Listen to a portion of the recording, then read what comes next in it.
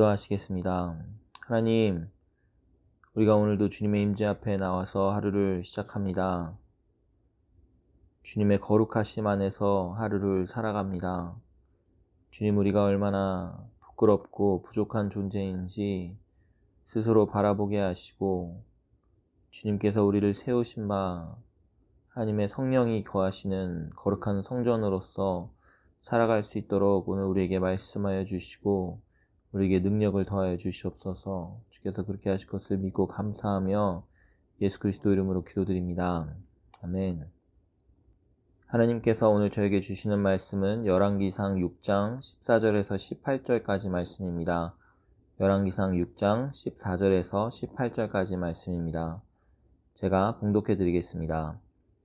솔로몬이 성전 건축하기를 마치고 백향목 널판으로 성전의 암벽 곧 성전 마루에서 천장까지의 벽에 입히고 또 잣나무 널판으로 성전 마루를 놓고 또 성전 뒤쪽에서부터 20규빗 되는 곳에 마루에서 천장까지 백향목 널판으로 가로막아 성전의 내소 곧 지성소를 만들었으며 내소 앞에 있는 외소 곧 성소의 길이가 40규빗이며 성전 안에 입힌 백향목에는 박과 핀꽃을 아로새겼고 모두 백향목이라 돌이 보이지 아니하며.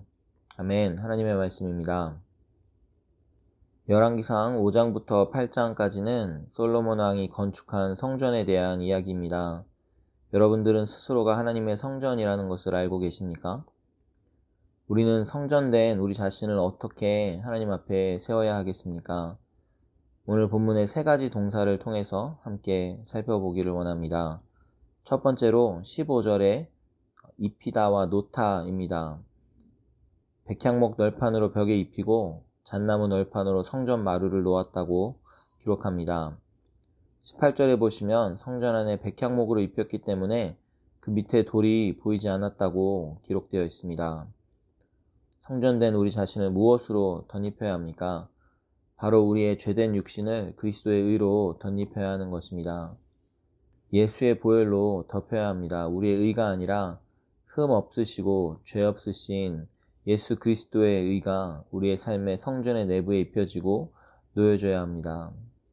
우리가 죄인임을 고백하는 것입니다. 흠이 많음을 고백하고 온전할 수 없기에 완전할 수 없기에 하나님께서 원하시는 이에 스스로 도달할 수 없음을 고백하는 것입니다. 그래서 계속해서 그리스도의 의를 입는 것입니다. 그리스도의 보혈을 매일매일 의지하며 뒤집어 써야 하는 것입니다. 오직 믿음으로만 예수님께 매달려야 하는 것입니다. 또한 서로의 허물도 이와 같이 덮는 것입니다. 두 번째 동사는 16절에 가로막다입니다. 백향목 널판으로 가로막아 성전 안의 성소와 지성소를 구분하였습니다. 하나님께서 거룩하다고 구별하신 것이 그렇지 못한 곳과 섞이지 않기 위해 가로막는 것입니다. 단단한 백향목 널판으로 그 구역을 정확하게 구별해 놓는 것입니다. 우리의 삶에도 하나님의 것을 거룩하게 구별하는 것이 필요합니다. 하나님께서 재물 얻을 능력을 주셔서 번 돈의 11조, 그 밖에 하나님께 드려질 거룩한 재물들이 다른 것들과 섞이지 않도록 가로막아 놓는 것, 안식일을 거룩하게 지키기 위해 주일을 온전히 성수하기 위해 그날을 다른 날들과 구별되도록 가로막아 지키는 것입니다. 우리의 삶에 어떠한 것들이 거룩한 것이냐면 예수님의 죽음이 이 성소와 지성소를 나누는 휘장을 위에서 아래로 찢으셨습니다. 그래서 우리가 가진 성전은 성소와 지성소의 가로막음이 없이 온전히 다 지성소입니다. 내가 예수님을 영접했다면 나와 관련된 모든 것이 이제는 거룩한 것이 되는 것입니다. 우리는 우리의 삶의 온전한 거룩을 위해서 노력해야 합니다. 마지막 동사는 18절의 아로새기다입니다. 아로새긴다는 말은 조각한다는 말입니다. 목공이 성전 안에 입힌 백향목에 박과 핀꽃을 망치와 정을 가지고 조각해 넣었다는 것입니다. 수고로운 아름다움을 의미하는 것이죠. 우리 몸의 성전에도 이런 아로새김이 있습니다. 위대한 조각가이신 하나님께서 망치와 정을 들고 우리 삶을 그분이 원하시는 모습으로 아름다운 모습으로 조각해 가십니다. 우리는 설명할 수 없고 이해할 수 없는 그분의 오묘하고 놀라운 뜻을 우리의 삶에 아로새기시는 것입니다. 그 과정에서 우리는 고통을 느낍니다. 망치와 정이 내려칠 때마다 우리 안에 깨어짐이 있고 낮아짐이 있습니다. 하지만 진짜 멋진 성전이 되기 위해서 고난은 필수입니다. 밋밋하고 아무런 멋이 없는 성전, 그럼에도 그리스도 예수의 의를 입고 보혈로 덮였기 때문에 구원은 받겠지만 하나님의 디테일하고 세밀한 터치가 없는 성전이 되는 것입니다. 위대한 목공이신 하나님의 땀방울이 젖어들지 않은 성전은 매력이 없습니다. 누구도 그 성전을 통해서 예수님을 발견할 수 없습니다. 하지만 하나님의 아름다운 아로새김이 많은 성전은 많은 사람들을 감동시키고 탄성을 자아내게 합니다. 와, 어떻게 그런 상황 속에도 믿음을 잃지 않을까? 그런 핍박 속에서도 감사할 수 있는가?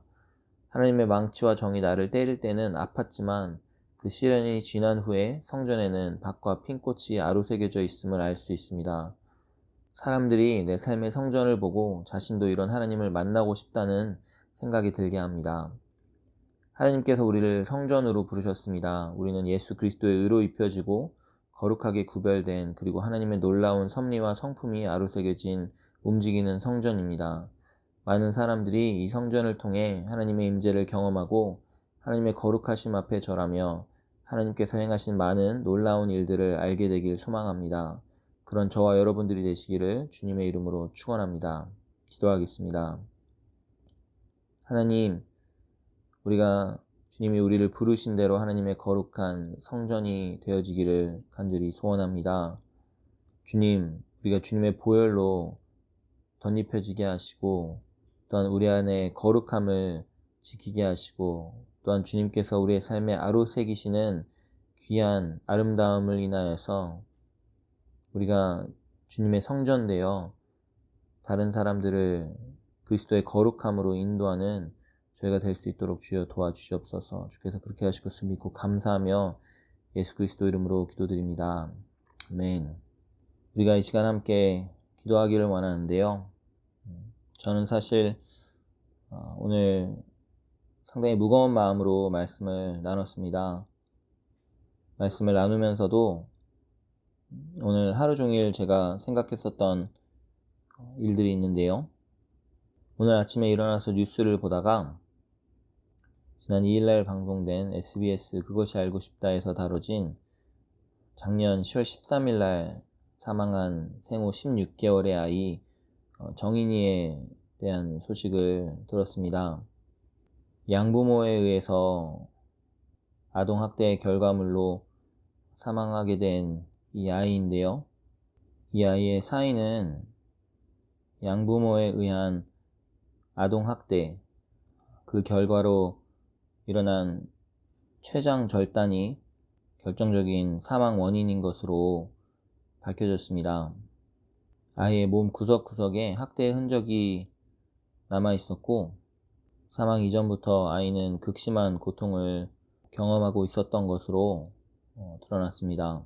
제 주변의 많은 부모들이 그 내용을 도저히 확인하지 못할 정도로 끔찍한 사건이고 아이를 가진 부모로서 이해할 수도 없고 하지만 분명히 절대로 일어나서는 안 되는 일이 일어났다고 생각되어졌습니다. 제가 오늘 기도 제목에 이 사건을 나누는 이유 중 하나는요. 그 양부모들이 둘 다 목사의 자녀였다는 것입니다. 양모의 아버지는 포항에 있는 교회 목사이고 양모의 어머니는 교회에서 운영하는 어린이집의 원장입니다.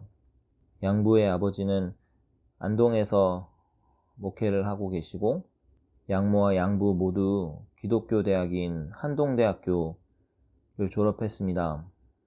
양부는 기독교 방송국인 CBS에서 근무를 하고도 있습니다. 이 부부는 아이를 학대하면서도 EBS 프로그램에 나와서 겉으로는 천사인 것처럼 방송을 출연하며 자신들을 홍보했고 자신의 학대로 죽어가는 아이 앞에서 눈물로 오열하는 모습을 보였으며 죽음 이후 부검 결과가 잘 나오게 해달라고 지인에게 기도까지 부탁했습니다.